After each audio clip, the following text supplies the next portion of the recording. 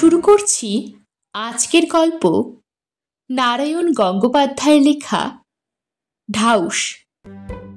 চাটুজ্জেদের রোয়াকে বসে টেনিদা বললে, de la Grande Mephistopheles, ইয়াক ইয়াক। আমি আশ্চর্য হয়ে বললুম, তার মানে কি? টেনিদা টক টক করে আমার মাথার উপর দুটো টোকা মারল। বললে, তোর মগজ ভর্তি খালি শুকনো ঘুটে, তুই এসব বুঝবিনি, এ হচ্ছে ফরাসি ভাষা। আমার ভারী অপমান বোধ হলো। ফরাসি ভাষা? জালিয়াতির জায়গা পাওনি? তুমি ফরাসি ভাষা কি করে জানলে? টেনিদা বললে, আমি সব জানি। বটে? আমি চটে বললুম, আমিও তাহলে জার্মান ভাষা জানি। জার্মান ভাষা? টেনিদা নাক কুচকে বললে, বলতো। আমি তক্ষুনি বললাম, হিটলার, নাৎসি, বার্লিন, কটাকট। হাবুল সেন বসে বসে বেলের আঠা দিয়ে এক মনে একটা ছেঁড়া ঘুড়িতে পট্টি লাগাচ্ছিল। এইবার মুখ তুলে ঢাকাই ভাষায় বললে, হ, কি জার্মান ভাষায় কইলিরে পেলা, খবরের কাগজের কতগুলির নাম তার লগে একটা কটাকট জুইরা দিয়া খুব ওস্তাদি করতেছ। আমি একটা ভাষা কমু, ক দেখি। মেকুরে হুড়ুম খাইয়া হক্কর করছে, এইটার মানে কি? টেনিদা ঘাবড়ে গিয়ে বললে, সে আবার কি রে, ম্যাডাগাস্কারের ভাষা বলছিস বুঝি? ম্যাডাগাস্কার না হাতি? বিজয় গর্বে হেসে হাবুল বললে, মেকুর কিনা বিড়াল, হুড়ুম খাইয়া কিনা মুড়ি খাইয়া হক্কই করেছে, মানে এটো করেছে। হেরে গিয়ে টেনিদা ভীষণ বিরক্ত হলো। রাগবাপু তোর হুড়ুম দুরুম শুনে আক্কেল গুরুম হয়ে যায়, এর চাইতে প্যালার জার্মান কটাকটও ঢের ভালো। বলতে বলতে ক্যাবলা এসে হাজির। চোখ প্রায় অর্ধেকটা বুজে খুব মন দিয়ে কি যেন চিবুচ্ছে। দেখেই টেনিদার চোখ দুটো জুলজুল করে উঠল। এই, খাচ্ছিস কি রে? আরো দরদ দিয়ে চিবুতে চিবুতে ক্যাবলা বললে, চুইংগাম। চুইংগাম? টেনিদা মুখ বিচ্ছিরি করে বললে, দুনিয়ায় এত খাবার জিনিস থাকতে শেষে রবার চিবুচ্ছিস বসে বসে? এরপরে জুতোর শুকতলা খাবি, এই তোকে বলে দিলুম। ছ্যা। আমি বললুম, চুইংগাম থাক, কাল যে বিশ্বকর্মা পুজো, সেটা খেয়াল নেই বুঝি? টেনিদা বললে, খেয়াল থাকবে না কেন, সেই জন্যেই তো বলেছিলুম ডি লা গ্র্যান্ডি মেফিস্টোফিলিস। ক্যাবলা পট করে বললে, মেফিস্টোফিলিস মানে শয়তান। শয়তান? চটে গিয়ে টেনিদা বললে, থাম থাম, বেশি পণ্ডিতি করিসনি। সব সময় এই ক্যাবলাটা মাস্টারি করতে আসে। কাল যখন মেফিস্টোফিলিস ইয়াক ইয়াক করে আকাশে উড়বে, তখন টের পাবি। তার মানে? আমরা সমস্বরে জিজ্ঞাসা করলুম। মানে? মানে জানবি পরে। টেনিদা বললে, এখন বল দেখি, কাল বিশ্বকর্মা পুজোর কিরকম আয়োজন হলো তোদের? আমি বললুম, আমি 2 ডজন ঘুড়ি কিনেছি। হাবুল সেন বললে, আমি 3 ডজন। ক্যাবলা চুইংগাম চিবুতে চিবুতে বললে, আমি একটাও কিনিনি। তোদের ঘুড়িগুলো কাটা হলে আমি সেইগুলো ধরে ওড়াবো। টেনিদা মিটমিট করে হেসে বললে, হয়েছে, বোঝা গেছে তোদের দৌড়। আর আমি কি ওড়াবো জানিস? আমি এই টেনি শর্মা। টেনিদা খাড়া নাকটাকে খাড়ার মতো উঁচু করে নিজের বুকে দুটো টোকা মেরে বললে, আমি যা ওড়াবো তা আকাশে বো বো করে উড়বে, গো গো করে এরোপ্লেনের মতো ডাক ছাড়বে। De la Grande. বাকিটা ক্যাবলা আর বলতে দিলে না, ফস করে বলে বসলো, ঢাউস ঘুড়ি বানিয়েছ বুঝি? বানিয়েছ বুঝি? টেনিদা রেগে ভেঙচে বললে, তুই আগে থেকে বলে দিলি কেন? তোকে আমি বলতে বারণ করিনি? ক্যাবলা আশ্চর্য হয়ে বললে, তুমি আমাকে ঢাউস ঘুড়ির কথা বললেই বা কখন, বারণই বা করলে কবে? আমি তো নিজেই ভেবে বললুম। কেন ভাবলি? টেনিদা রকে একটা কিল মেরেই উ করে উঠল। বলি, আগ বাড়িয়ে তোকে এসব ভাবতে বলেছে কে রে? পেলা ভাবেনি, হাবলা ভাবেনি, তুই কেন ভাবতে গেলি? হাবুল সেন বললে, ওইটাই ক্যাবলার দোষ, এত ভাইবা ভাইবা শেষে একদিনও কবি হইব। আমি মাথা নেড়ে বললুম, কবি হওয়া খুব খারাপ। আমার পিস্তুত ভাই ফুচুদা একবার কবি হয়েছিল, দিনরাত কবিতা লিখত। একদিন রামধন ধোপার খাতায় কবিতা করে লিখল, 5খানা ধুতি 7খানা শাড়ি, এসব হিসাবে হইবে কিবা? এ জগতে জীব কত ব্যথা পায়, তাই ভাবি আমি রাত্রি দিবা। রামধনের ওই বৃদ্ধ গাধা মনটি তাহার বড়ই সাদা, সে বেচারা তার পিঠেতে চাপায়ে কত শাড়ি ধুতি প্যান্ট লইয়া যায়। মনোদুঃখে খালি বোঝা টেনে ফেরে গাধা, 1খানা ধুতি প্যান্ট পরিতে না পায়। টেনিদা বললে, আহাহা, বেশ লিখেছিল তো, শুনে চোখে জল আসে। হাবুল মাথা নেড়ে বললে, খুবই করুণ। আমি বললুম, কবিতাটা পড়ে আমারও খুব কষ্ট হয়েছিল, কিন্তু পিসিমা ধোপার হিসেবের খাতায় এইসব দেখে ভীষণ রেগে গেল। রেগে গিয়ে হাতের কাছে আর কিছু না পেয়ে একটা চাল কুমড়ো নিয়ে ফুচুদাকে তাড়া করলে, ঠিক যেন গদা হাতে নিয়ে শাড়ি পরা ভীম দৌড়চ্ছে। টেনিদা বললে, তোর পিসিমার কথা ছেড়ে দে, ভারী বেরসিক, কিন্তু কি প্যাথেটিক কবিতা যে সোনালি বেলা, মনটা একেবারে মজে গেল। ইস, সত্যি তো, গাধা কত ধুতি প্যান্ট শাড়ি টেনে নিয়ে যায়, কিন্তু 1খানা পরিতে না পায়। বলে টেনিদা উদাস হয়ে দূরের একটা শাল পাতার ঠোঙার দিকে তাকিয়ে রইল। সান্ত্বনা দিয়ে হাবুল বললে, মন খারাপ কইরা আর করবা কি, এই রকমই হয়। দেখো না, গোবর হইলে গিয়া গরুর নিজের জিনিস, অন্য লোকে তাই দিয়া ঘুইটা দেয়, গরু 1খানা ঘুইটা দিতে পারে না। দাঁত খিচিয়ে টেনিদা বললে, দিলে সব মাটি করে, এমন একটা ভাবের জিনিস ধা করে তার ভেতর গোবর আর ঘুটে নিয়ে এলো। নে ওট, এখন ঢাউস ঘুরি দেখবি চল। ডিলা গ্র্যান্ডি মেফিস্টোফিলিস, ইয়াক ইয়াক। বলতে বলতে আমরা যখন গড়ের মাঠে পৌঁছলুম তখন সবে সকাল হচ্ছে। চৌরঙ্গীর এদিকে সূর্য উঠছে আর গঙ্গার দিকটা লালে লাল হয়ে গেছে। দিব্যি ঝিরঝির করে হাওয়া দিচ্ছে, কখনো কখনো বাতাসটা বেশ জোরালো। চারিদিকে নতুন ঘাসে যেন ঢেউ খেলছে। সত্যি বলছি, আমি পটলডাঙ্গার প্যালারাম পটল দিয়ে শিঙি মাছের ঝোল খাই। আমারই ফুচুদার মতন কবি হতে ইচ্ছে হলো।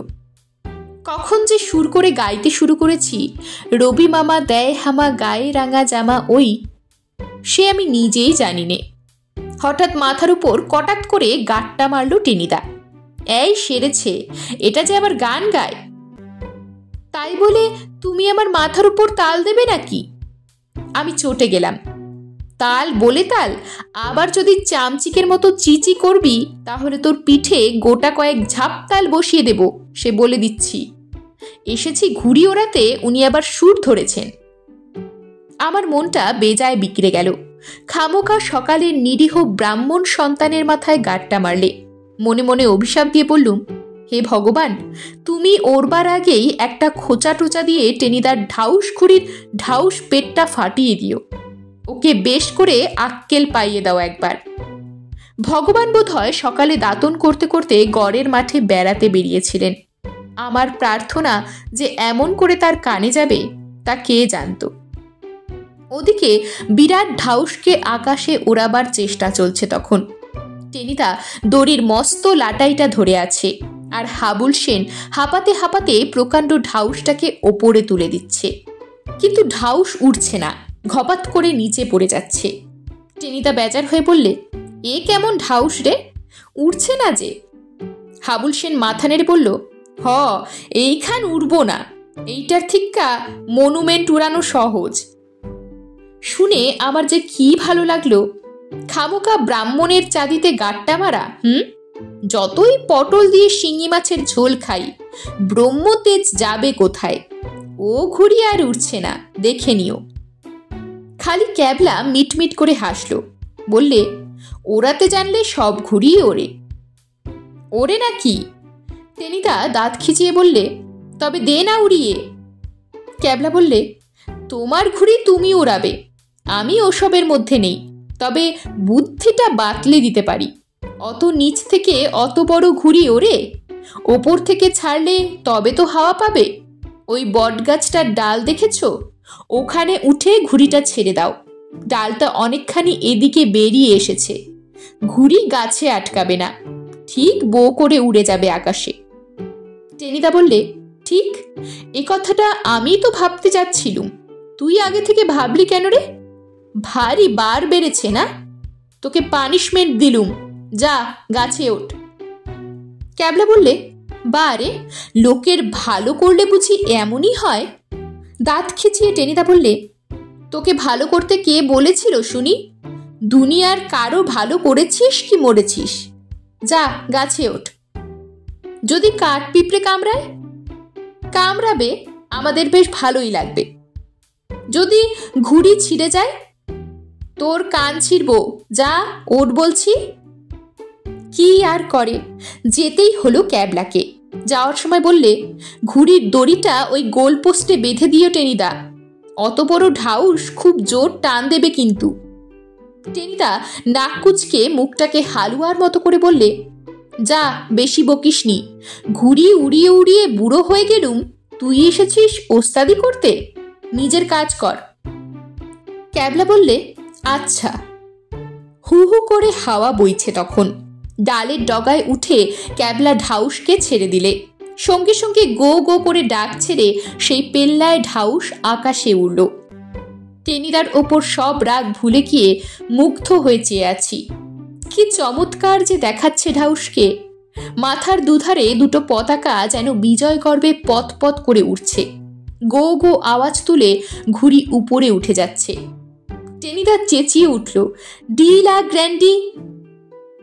কিন্তু আচমকা টেনিদার চেঁচানি বন্ধ হয়ে গেল, আর হাউমাউ করে ডাক ছাড়ল হাবুল, গেল গেল। কে গেল? কোথায় গেল? কে আর যাবে? অমন করে কেই বা যেতে পারে টেনিদা ছাড়া? তাকিয়ে দেখেই আমার চোখ চড়াত করে কপালে উঠে গেল।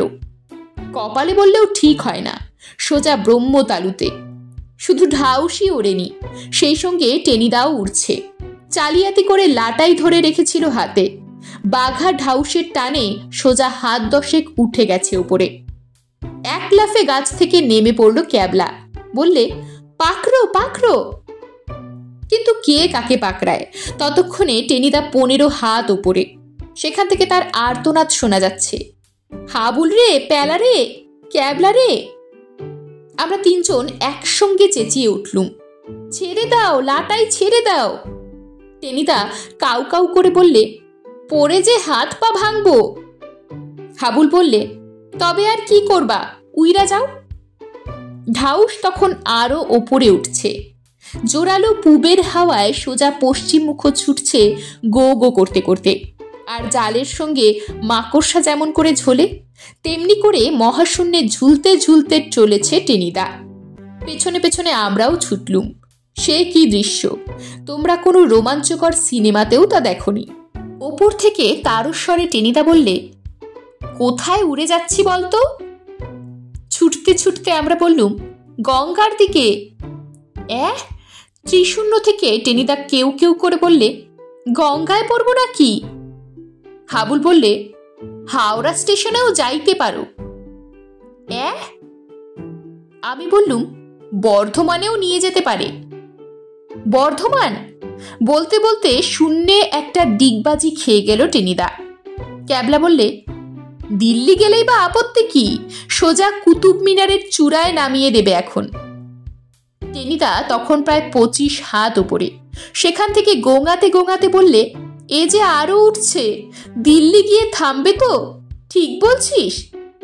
আমি ভরসা দিয়ে বললুম, না থামলেই বা ভাবনা কি, হয়তো মঙ্গল গ্রহেও নিয়ে যেতে পারে। মঙ্গল গ্রহ? আকাশ ফাটিয়ে আর্তনাদ করে টেনিদা বললে, আমি মঙ্গল গ্রহে এখন যেতে চাচ্ছি না, যাওয়ার কোনো দরকার দেখছি না। ক্যাবলা বললে, তবু যেতেই হচ্ছে, যাওয়াই তো ভালো টেনিদা। তুমি বোধহয় প্রথম মানুষ যে মঙ্গল গ্রহে যাচ্ছ। আমাদের পটলডাঙ্গার কত বড় গৌরব সেটা ভেবে দেখো। চুলোয় যাক পটলডাঙ্গা, আমি কিন্তু। টেনিদা আর বলতে পারলে না, তক্ষুনি শূন্যে আর একটা ডিগবাজি খেয়েই আবার কাউ কাউ করে বললে, ঘুরপাক খাচ্ছি যে, আমি মোটেই ঘুরতে চাচ্ছি না, তবু বো করে ঘুরে যাচ্ছি। ঘুরি তখন ক্যালকাটা গ্রাউন্ডের কাছাকাছি। আমরা সমানে পেছনে ছুটতে ছুটতে আমি বললুম, ওরকম ঘুরতে হয়, ওকে মাধ্যাকর্ষণ বলে, সায়েন্স পড়নি? অনেক ওপর থেকে টেনিদা যেন কি বললে, আমরা শুনতে পেলুম না। কেবল কাউ কাউ করে খানিকটা আওয়াজ আকাশ থেকে ভেসে এলো। কিন্তু ওদিকে ঢাউস যত গঙ্গার দিকে এগোচ্ছে তত হাওয়ার জোরও বাড়ছে।